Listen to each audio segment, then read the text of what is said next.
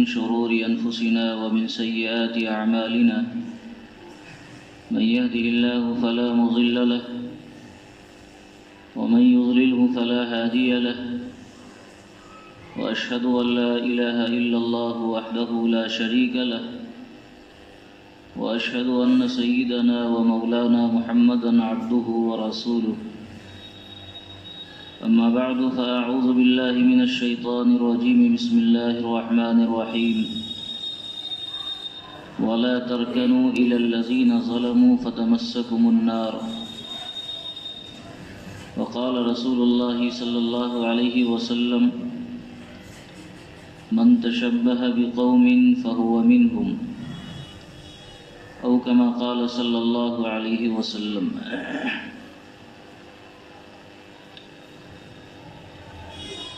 دین اسلام نے ہم سب کو زندگی کے ہر گوشے میں مکمل رہنمائی کی ہے، اور ایک مسلمان ہونے کے ناطے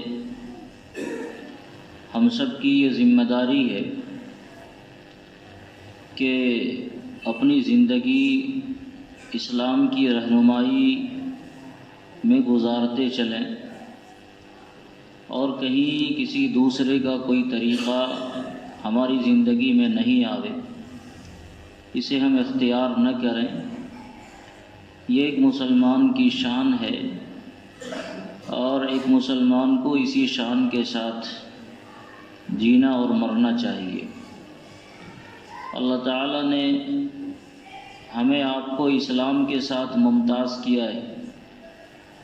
ہم وہ لوگ ہیں جو پوری دنیا کے اندر سب سے زیادہ ممتاز ہیں، اللہ تعالیٰ کی خاص رحمتوں کے ہم مستحق ہیں، اور آخری نبی جناب محمد رسول اللہ صلی اللہ علیہ وسلم پر ہمارا ایمان ہے۔ اس کا تقاضا یہ ہے کہ اللہ اور اس کے سچے رسول صلی اللہ علیہ وسلم کی راہوں کو چھوڑ کر کوئی بھی دوسرا راستہ ہم اختیار نہ کریں۔ یہ جو ایام چل رہے ہیں، جو مہینہ چل رہا ہے، یہ دسمبر کا بالکل آخری مہینہ ہے، اور 2-4 دنوں میں جنوری کا مہینہ آئے گا، اور پھر دوسروں کے دیکھا دیکھی مسلمان بھی نئے سال منانے کی فکر میں اور اس کی خرافات میں اس طرح ملوث ہوں گے کہ یہ پتہ ہی نہیں چلے گا کہ یہ مسلمان ہے یا اسلام سے اس کا کوئی تعلق ہے یا نہیں ہے۔ یہ چیزیں، یہ ڈے منانا، یہ اسلام کی تعلیم نہیں ہے۔ اسلام کی تعلیم ہر جگہ واضح ہے۔ اللہ رب العزت نے کہاں کیسی تعلیم ہمیں اور آپ کو دی ہے، وہاں وہ دیکھنے کی ضرورت ہے کہ زندگی کا جو ہی موڑ ہو، اس موڑ پر وہ کام ہم کر رہے ہیں یا نہیں کر رہے ہیں۔ یہ دوسروں کی نقالی ہے کہ آدمی اس کی دیکھا دیکھی مختلف ڈے کو مناتا چلے۔ بچہ پیدا ہوا، اس کی سالگرہ کا ڈے منایا جا رہا ہے، یا کوئی بڑی ہستی پیدا ہوئی، اس کا کوئی ڈے منایا جا رہا ہے، یا اسی طرح نیا سال بدلا، اس کا کوئی ڈے منایا جائے۔ ان سب کا اسلام سے کوئی تعلق نہیں ہے۔ اسلام ان چیزوں کی اجازت نہیں دیتا، بلکہ اس خرافات کی سختی سے اسلام کی طرف سے ممانعت ہے۔ اور ایک مسلمان ہونے کے ناطے ہم سب کی یہ ذمہ داری بنتی ہے کہ ہم اسلام کے احکام کو مکمل طریقے سے نافذ کریں اپنی زندگیوں میں، اور دوسرے کے طریقوں کو مکمل طریقے سے مسترد کر دیں، اسے یکسر اپنی زندگیوں سے نکال کر رکھ دیں۔ ایک مسلمان ہونے کے ناطے ہمارا یہ وطیرہ ہونا چاہیے۔ اسلام چونکہ انتہائی ممتاز دین ہے، اور تمام ادیان میں سارے دینوں کا یہ جامع بھی ہے، تمام ادیان کے اندر سب دینوں سے افضل بھی ہے، اس لیے اسلام اپنا ایک امتیاز رکھتا ہے اور امتیازی شان کے ساتھ جینے کی تلقین انسانیت کو کرتا ہے کہ تم مسلمان ہو تو امتیازی شان کے ساتھ جینا اور مرنا سیکھو۔ اور امتیازی شان کے ساتھ اس طرح کب جیے گا؟ جب انسان اسلامی احکام کو اپنی زندگی میں نافذ کرے۔ اسلام نے ہمیں اندھیرے میں کہیں نہیں چھوڑا ہے، کہیں اندھیرے میں نہیں ہے۔ ایسا نہیں ہے کہ ہم کس معاملے میں کس طرح زندگی گزاریں، تو کسی ایک معاملے میں یا دو معاملے میں اسلام نے ہمیں اندھیرے میں ڈال دیا۔ اسلام کے یہاں یہ صورتحال نہیں ہے۔ اسلام نے جینے کا، مرنے کا، رہنے سہنے کا، کھانے پینے کا، صبح و شام گزارنے کا، سیر و تفریح کرنے کا، کام کرنے کا، سونے اور جاگنے کا، اور زندگی کے ہر نظام کے اندر ہمیں اصول بتائے، ہماری رہنمائی کی کہ ان اصول اور ان رہنمائیوں کے ساتھ تمہیں اپنی زندگی گزارنی ہے۔ اب اسلام جب اپنا امتیاز چاہتا ہے اور اپنی امتیازی شان کے لیے اس نے اپنے اصول بتائے، زندگی گزارنے کے طریقے بتائے، تو اب ایک مسلمان کی بھی ذمہ داری ہے کہ مسلمان جب اسلام کو اپناوے تو اسلام کو اپنانے کے بعد اس امتیاز کے ساتھ وہ زندگی گزارے۔ اگر ہم اسلامی امتیاز کے ساتھ زندگی گزارنے کو پسند نہیں کرتے ہیں، دوسرے کا طریقہ اگر ہم اختیار کرتے ہیں تو بے شمار خرابیاں ہیں، اور ان خرابیوں میں سے کسی نہ کسی خرابی میں کہیں نہ کہیں ہم ملوث ہو جاتے ہیں۔ اللہ تعالیٰ نے آپ کو مثال کے طور پر سب کچھ سے نواز رکھا ہو، آپ کے پاس روپے پیسے ہیں، سماج میں ایک عزت ہے، کھانے پینے کی فراوانی ہے، اور آپ کے گھر میں اچھے پکوان بھی پکتے ہیں، لیکن آپ کا بچہ آپ کے گھر کا کھانا چھوڑ کر آپ کے پڑوس میں کوئی غریب اور مفلوق الحال آدمی، جھونپڑی میں رہنے والا، جو ایک دانہ کھائے تو دوسرے دانے کو ترسے، ایک لقمہ کھائے تو دوسرے لقمے کا محتاج ہو، ایسے آدمی کے یہاں جا کر آپ کا بچہ کھائے گا تو آپ کو کیسا لگے گا؟ جبکہ اللہ تعالیٰ نے آپ کو سب چیزوں سے نوازا ہے، ساری سہولیات آپ کے یہاں موجود ہیں، آپ کا بچہ جو چاہے گا آپ کے گھر میں اسے وہ ملے گا، لیکن آپ کی ساری سہولیات کو چھوڑ کر آپ کا بچہ آپ کے گھر کے کسی غریب آدمی کے گھر میں جاتا ہے اور اس سے بھیک مانگ کر کھاتا ہے کہ ذرا اپنی روکھی سوکھی روٹی تم مجھے بھی دے دو، تو اس باپ کے اوپر کیا گزرے گی جس باپ نے اپنے بچے کی پرورش کے لیے انتھک محنتیں کی اور اس کے لیے مال و دولت کا خوب انتظام کیا اور اپنے گھر میں ساری سہولیات مہیا کی ہے۔ اسلام کا امتیاز بھی اپنا ہے، اور اسلام نے اپنے ماننے والے کو ساری وہ سہولیات عطا کی ہیں جو سہولیات ایک انسان کو زندگی گزارنے کے لیے اصول اور ضوابط میں ہونی چاہیے۔ اب اس کے بعد ایک مسلمان اپنے اسلامی طریقے کو چھوڑ کر دوسروں کا وہ طریقہ جو انتہائی فرسودہ ہے، دوسروں کا وہ طریقہ جو انتہائی ناپسندیدہ ہے، نہ عقل کے مطابق ہے اور نہ نقل کے مطابق ہے، نہ انسان کی فطرت سے وہ ہم آہنگ ہے اور نہ اس کے بنانے والے کو وہ طریقہ پسند ہے، تو ایک مسلمان اپنا طریقہ چھوڑ کر، اسلام کا طریقہ چھوڑ کر اگر وہ دوسرے کا طریقہ اختیار کرنے چلا جائے تو یہ ایسا ہی ہے جیسے وہ نالائق بیٹا گھر میں ساری سہولیات موجود ہیں اور ساری سہولتوں کے رہتے ہوئے بھی یہ بندہ کسی بھیکاری کے یہاں جا کر بھیک مانگ رہا ہے، کئی سڑک پر جا کر بھیک مانگ رہا ہے کہ ہمیں ذرا ایک لقمہ دے دو، ایک روپے دے دو، ایک دانہ دے دو، ایک روٹی دے دو، اور اس طرح وہ زندگی گزار رہا ہے۔ یہ طریقہ اسلام کو پسند نہیں ہے۔ اسلام نے اپنا امتیاز رکھا، اسلام نے شکل و صورت میں اپنا ایک امتیاز بتایا، لباس کے تراش و خراش میں اپنا ایک امتیاز بتایا،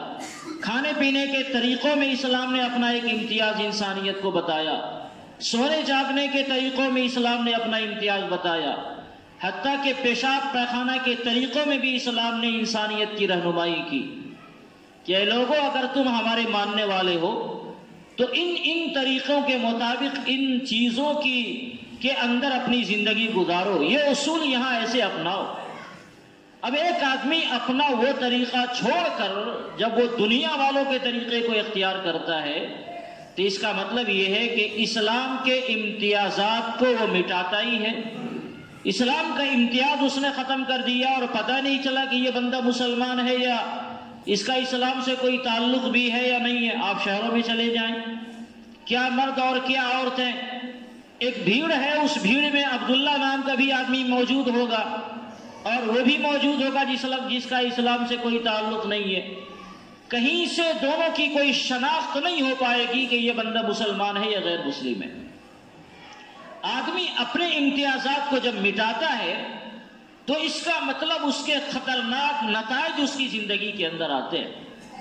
یہ نہیں کہ کون بڑا مسئلہ ہوا کہ ہم نے اگر دوسرے کا طریقہ اپنا لیا تو یہ یکجہتی ہو گئی، ایک گناہ، دوسروں کی دلداری ہو گئی۔ اگر اتنا ہی دلداری کا خیال ہے تو یہ دلداری کا تقاضا دوسروں کے ساتھ بھی ہونا چاہیے۔ آپ اس کا طریقہ اپناتے ہیں تو انہیں بھی آپ کا طریقہ اپنانا چاہیے۔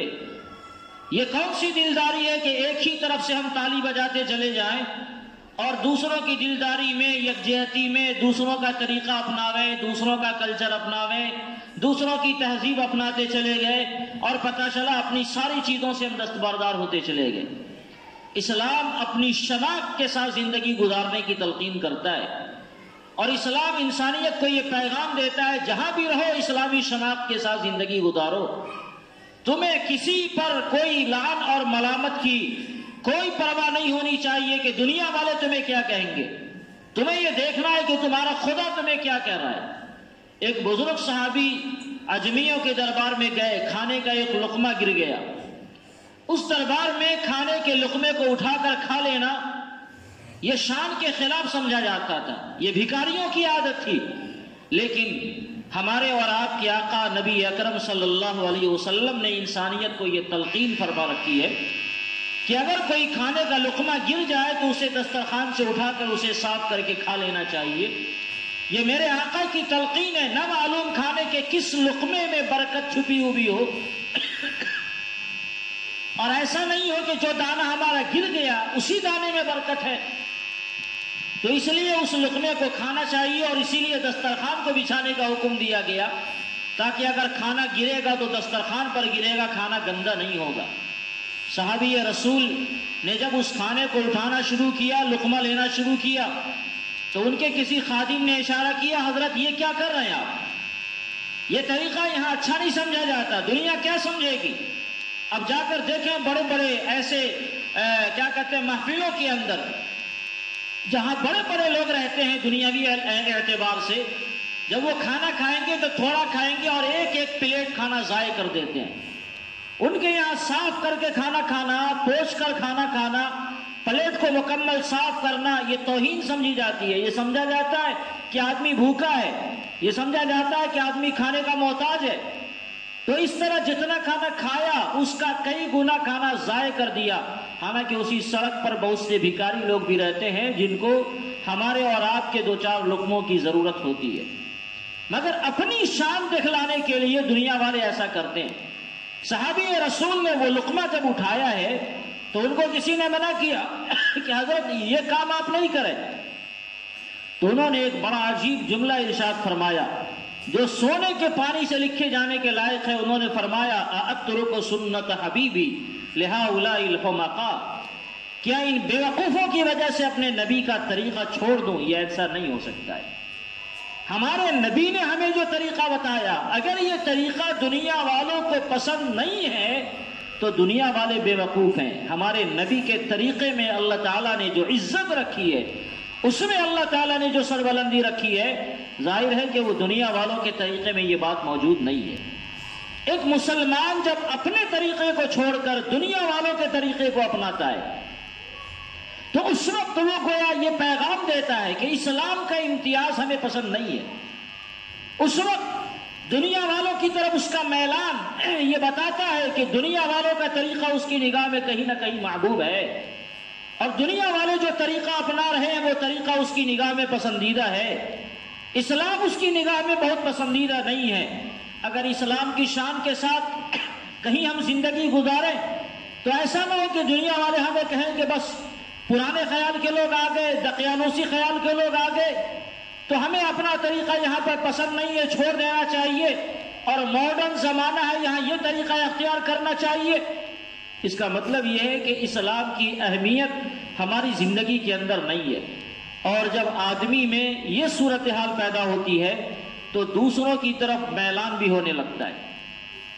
دوسروں کے طریقے کو وہ برتر بھی سمجھنے لگتا ہے، پھر دوسروں کے عقائد اور نظریات سے وہ متاثر ہونے لگتا ہے،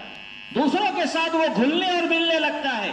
اور پھر اس کے مذہبی رسومات تک میں اس کی شرکت ہونے لگتی ہے، اور آدمی اس کو ہلکی نگاہوں سے دیکھ کر نظر انداز کر دیتا ہے کہ ایسا کرنا کون سا برا ہے۔ ایک آدمی نماز پڑھ رہا ہے اور کسی مورتی کے سامنے جا کر کھڑا ہو گیا تو کون سا اس نے کوئی پاپ کر دیا؟ ارے دل ٹھیک ہونا چاہیے۔ تو اگر صرف دل ہی ٹھیک ہونا ہے تو نماز اور روزے اور دوسرے اعمال کی ضرورت کیا ہے؟ دل کو ٹھیک کر لو اور اس کو نکال کے کسی الماری میں پیک کر دو، باقی جتنا سارا گندا کام کرنا ہے وہ کرتے رہیں ہم؟ نہیں، دل کے ٹھیک ہونے کے ساتھ ساتھ دل کی اصلاح کا اثر ہماری زندگیوں کے اندر بھی ہونی چاہیے۔ یہ اسلام ہم سے مطالبہ کرتا ہے، اور اسلام یہ کہتا ہے کہ دنیا کے طریقے تمہاری نگاہوں میں اچھے نہیں لگیں، اسلام کا جو امتیاز اللہ تعالیٰ نے تمہیں عطا فرمایا ہے اس امتیاز کے ساتھ تم زندگی گزارو۔ وَلَا تَرْكَنُوا إِلَى الَّذِينَ ظَلَمُوا فَتَمَسَّكُمُ النَّارُ، اور ظالموں کی طرف تم ذرہ برابر بھی مائل نہیں ہو، ورنہ اس کا انجام بڑا خطرناک ہوگا۔ آج کی جو صورتحال ہے، ہر معاملے میں، ہر صورتحال میں ایک مسلمان یہ چاہتا ہے کہ ہم دوسرے کا طریقہ اپناویں، اور شادی بیاہ کا طریقہ ہو، لین دین کا طریقہ ہو، یا ڈے منانا ہو، یا اور کوئی دوسرے کام کرنے ہو، ہر ایک میں مسلمان دھیرے دھیرے اس کا اسلام اس کی نگاہوں میں اتنا بے حیثیت ہونے لگا کہ وہ دھیرے دھیرے اپنے اسلام کے ایک ایک حکم کو اپنی گردن سے اتارتا جا رہا ہے، اور سارے احکام کے اندر وہ دوسروں کے طریقہ اپنا رہا ہے۔ اسلام نے منع کیا، آقا علیہ السلام نے فرمایا من تشبہ بقوم فہو منہم، جو آدمی دوسرے کا طریقہ اختیار کرتا ہے، دوسرے کے روش پر چلتا ہے، دوسرے کی مشابہت اختیار کرتا ہے، تو حضور علیہ السلام نے سختی سے منع فرمایا کہ خبردار ایسا طریقہ اختیار نہیں کرو۔ دوسری روایتوں کے اندر ہے، اس روایت میں حضور علیہ السلام نے فرمایا کہ جو آدمی دوسرے کا طریقہ اختیار کرے گا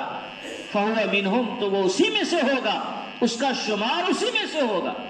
اور اس کا شمار اسی میں سے ہوگا۔ اگر اس کا واضح مطلب لیا جائے تو اس کا سیدھا مطلب یہ ہوتا ہے کہ وہ آدمی ایمان سے نکل گیا۔ جو آدمی دوسروں میں شمار ہوگا، اس کا مطلب اگر وہ طریقہ غیر مسلموں کا ہے، وہ طریقہ ہندوؤں کا ہے، تو وہ آدمی ہندو شمار ہوگا۔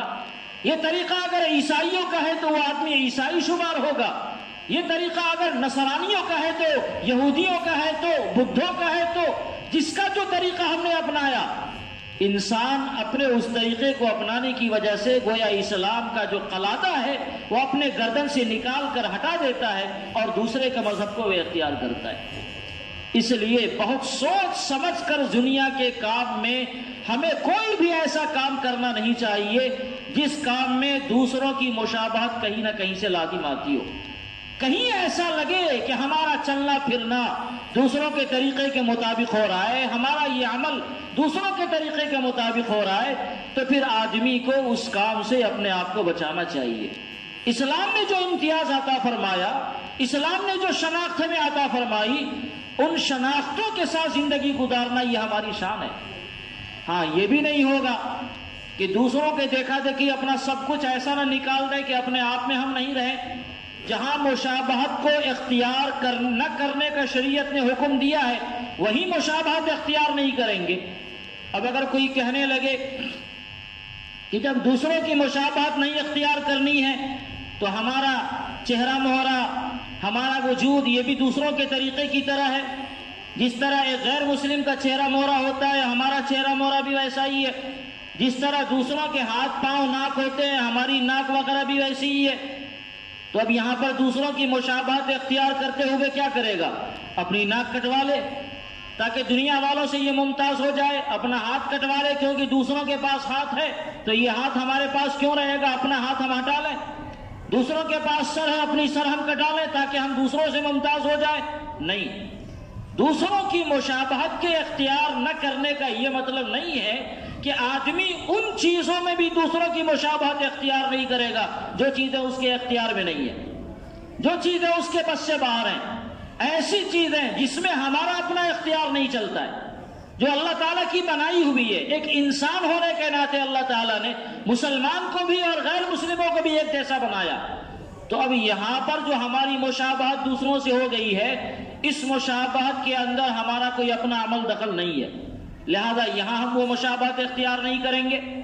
یہ نہیں کہ دوسرے لوگ کھانا کھاتے ہیں تو آج سے ہم کھانا کھانا چھوڑ دیں. یہ نہیں کریں گے دوسرے لوگ کپڑا پہنتے ہیں تو آج سے کپڑا پہننا چھوڑ دیں. دوسرے لوگ بھی سوتے جاگتے ہیں تو آج سے سونا جاگنا چھوڑ دیں. دوسرے لوگ بھی ملازمت کرتے ہیں تو آج سے ملازمت کرنا چھوڑ دیں. نہیں، یہ نہیں کریں گے. ہاں، اس میں جو شریعت کا اپنایا ہوا طریقہ ہے، بتایا ہوا طریقہ ہے، راستہ ہے، اس طریقے کے مطابق زندگی ہم گزاریں گے. ہم یہ نہیں کر سکتے کہ دوسرے لوگ کھانا پینا کھاتے ہم کھانا چھوڑ دیں گے، لیکن یہ تو کر سکتے ہیں کہ کھانا کھانے میں شریعت مطہرہ نے جو طریقہ ہمیں بتایا اس طریقے کو اپناویں. لہذا کھانا کھانا ہماری مجبوری ہے، یہ ایک اضطراری کیفیت ہے، اس کو نہیں چھوڑا جا سکتا ہے. لیکن کھانا کھانے میں شریعت کی جو رہنمائی ہے یہ ہمارا اپنا اختیار ہے. شریعت کی رہنمائی یہ ہے کہ آدمی بسم اللہ پڑھ کر کھائے، دسترخوان بچھا کر کھائے، کھانے کی صفات ایسی ہوں، اس طریقے سے کھائے، اس حالت میں کھائے تو اس انداز سے ہم کھائیں گے، جانوروں کی طرح اور دوسروں کی طرح. یہ نہیں کہ بس جو آیا کھاتے چلے گئے، چاہے وہ جائز ہو یا ناجائز ہو. شریعت مطہرہ نے لباس کے بارے میں ہمیں یہ حکم دیا تو اب دوسروں کی دیکھا دیکھی یہ نہیں کہ دنیا والے لباس پہنتے ہم لباس پہننا چھوڑ دیں. نہیں، لباس پہنیں گے مگر اس میں شریعت کا جو بتایا ہوا طریقہ ہے اس طریقے کے مطابق ہم لباس پہنیں گے. وہ لباس نہیں پہنیں گے جو دوسروں کا لباس ہے، جو دوسروں کا شعار بنا ہوا ہے، جو دوسروں کی پہچان بنی ہوئی ہے، بلکہ لباس پہننے میں وہ طریقہ اپنائیں گے جو طریقہ لباس پہننے کا اسلام نے ہمیں بتایا ہوا ہے. چہرے کو بنانا ہے، تراش خراش کرنا ہے تو اب دوسرا چہرے کو تراش خراش کرتے ہیں لہذا ہم یوں ہی بال داڑھی کو چھوڑ دیں اور بابا بن جائیں. نہیں، بال داڑھی کو تراشیں گے لیکن اس طریقے کے مطابق تراشنا ہے جو طریقہ ہمیں اسلام کا بتایا ہوا ہے. تو دوسروں کی مشابہت اختیار کرنا سیدھے الفاظ میں جہاں شریعت نے منع کر رکھا ہے یا جہاں ان حضرات کا شعار ہے، جہاں انہی کا خالص طریقہ ہے، ان طریقوں کو نہیں اپنانا ہے. اس کے علاوہ جو ہمارا اپنا طریقہ ہے، جو شریعت کا بتایا ہوا طریقہ ہے، اس طریقوں کو اپنانے میں کوئی حرج نہیں. ایک صورت ایسی ہے جو غیر مسلموں کے یہاں اس کا اپنا خاص مذہبی عمل ہے. جیسے غیر مسلموں کے یہاں بعض لوگ صلیب کا نشان لگاتے ہیں جو حضرات عیسائی ہوتے ہیں، بعض لوگ ہاتھوں میں لوہے کا کڑا پہن لیتے ہیں، بعض لوگ اپنے پیشانی کے اوپر رنگوں کا استعمال کرتے ہیں، بعض لوگ خاص لباس کا استعمال کرتے ہیں، ان کا یہ مذہبی شان ہوتا ہے، مذہبی علامت ہوتی ہے. تو اب یہ چونکہ طریقے ایسے ہیں جو ان کے خاص مذہبی علامت ہیں اور انہی سے وہ جانے پہچانے جاتے ہیں، لہذا اب ایک مسلمان ان طریقے کو نہیں اپنائے گا. کوئی ایسا طریقہ جو ان کا مذہبی شعار ہو گیا ہو وہ طریقہ اسلام کے ماننے والے نہیں اپنائیں گے. اس طریقے کو اپنانے کا مطلب یہ ہے کہ پھر ہم اسلام کے دائرے سے نکل رہے ہیں. دنیا والے جو دوسرے مذہب والے ہیں وہ مثال کے طور پر بتوں کے سامنے سجدہ ریز ہوتے ہیں، ان کے سامنے دونوں ہاتھ کو جوڑتے ہیں، ان کے سامنے پھول مالا چڑھاتے ہیں. تو اب ایک مسلمان اس طریقے کو نہیں اپنائے گا کیونکہ یہ طریقہ دوسروں کا خالص مذہبی طریقہ ہے. اس طریقے کو اپنانے والا ایک دم حرام کام کا ارتکاب کرتا ہے، بلکہ بسا اوقات یہ اسلام سے نکل جاتا ہے. ایک طریقہ وہ ہے جس کو شریعت نے منع تو نہیں کیا ہے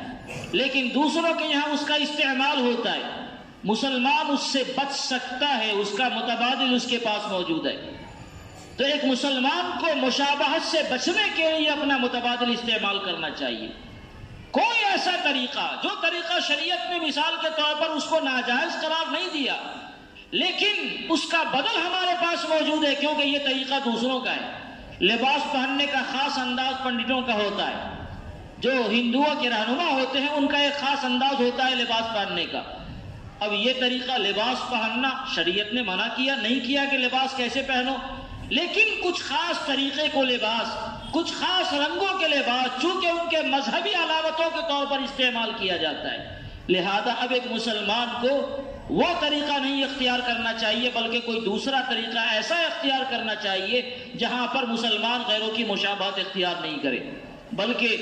بعض مقامات پر ایک روایت میں آتا ہے جناب رسول اللہ صلی اللہ علیہ وسلم کے سامنے ایک صحابی آئے، انہوں نے فارس کی بنی ہوئی تیر کمان اپنے ہاتھ میں لے رکھی تھی، حالانکہ سامان دوسرے ملک کا بنا ہوا ہے، بظاہر سامان بنا ہوا ہے، اس کے استعمال کرنے میں کوئی حرج نہیں، لیکن چونکہ وہ دوسروں کا بنایا ہوا تھا اور اس کا بدل اپنے یہاں موجود تھا تو آقا علیہ الصلوۃ والسلام نے منع فرما دیا کہ اس کا استعمال تم نہیں کرو، عرب کے یہاں کا بنا ہوا جو تیر کمان ہے اس کا استعمال کرو۔ اس سے یہ پتہ چلتا ہے کہ جو مصنوعات ہیں ان مصنوعات کے اندر بھی اگر ہمارے یہاں اس کا کوئی بدل موجود ہے تو اس کا استعمال اپنی مصنوعات کا ہم کریں گے، دوسرے کی مصنوعات کا اس لیے نہیں کریں گے تاکہ کہیں ایسا نہ ہو کہ اس کی مشابہت لازم آوے، اور کفار کی مشابہت سے بچنے کا اسلام نے ہمیں واضح طور پر حکم دیا ہے۔ ہاں اگر کوئی ایسی مصنوعات ہے مثال کے طور پر کہ جس کا بدل ہمارے یہاں موجود نہیں ہے، اب جیسے مثال کے طور پر ایک موبائل ہے جو عام استعمال کی چیزیں ہوتی ہے، دنیا جہان کی چیزیں ہیں جو عام طور سے استعمال کی جاتی ہیں، اور ان کا کوئی بدل ہمارے پاس موجود نہیں ہے، ہماری کمپنیوں نے مثلا نہیں بنایا، تو اب آدمی یہاں دوسرے کا سامان استعمال کرے گا لیکن نیت یہ نہیں ہوگی کہ ہم دوسروں کی مشابہت اختیار کر رہے ہیں، بس یہ نیت رکھے کہ ہماری ضرورت ہے اس لیے اس ضرورت کی تکمیل کے لیے ہم نے اس کا استعمال کیا۔ ایک آدمی گاڑی خریدتا ہے اور گاڑی کا استعمال کرتا ہے، یہ دوسروں کی مصنوعات ہے، لیکن ہم اس نیت سے نہیں استعمال کریں کہ کفار اس کا استعمال کرتے ہیں، غیر مسلمین اس کا استعمال کرتے ہیں لہذا ان کا دیکھا دیکھی ہم بھی استعمال کریں، نہیں، اس لیے اس کا استعمال کریں گے کہ ہماری یہ ضرورت ہے۔ مشابہت کی نیت ذرہ برابر بھی یہاں پر بھی نہیں ہو، فقہا نے جو تفصیلات لکھی ہیں ان تفصیلات کی روشنی میں ان کے اندر بھی مشابہت کو شریعت نے منع کیا ہے۔ اس سے پتہ چلتا ہے کہ ایک مسلمان کو کس امتیازی شان کے ساتھ زندہ رہنے کی شریعت تلقین کر رہا ہے۔ شریعت ہم سے یہ مطالبہ کر رہی ہے کہ مکمل امتیاز کے ساتھ رہو، تمہارا اپنا امتیاز یہ تمہارا امتیاز ہے، دنیا والوں کی دیکھا دیکھی کرنے کا مطلب اسلام تمہاری نگاہوں میں خدا نخواستہ نعوذ باللہ کمتر ہو رہا ہے، اور جب اسلام ہماری نگاہوں میں کمتر ہونے لگے، دوسروں کے طریقے ہماری نگاہوں میں اچھے ہونے لگے، تو پھر اس صورت میں آدمی دھیرے دھیرے اسلام کے استہزاء کی طرف بڑھتا ہے، اس کے مذاق کی طرف پھر بڑھنے لگتا ہے، اور جب آدمی اسلام کا استہزاء کرنے لگے، نماز ہی تو ہے، نہ پڑھ لیں گے تو کون سا نقصان ہو جائے گا، روزہ ہی تو ہے، نہیں پڑھ لیں گے تو کون سا نقصان ہو جائے گا،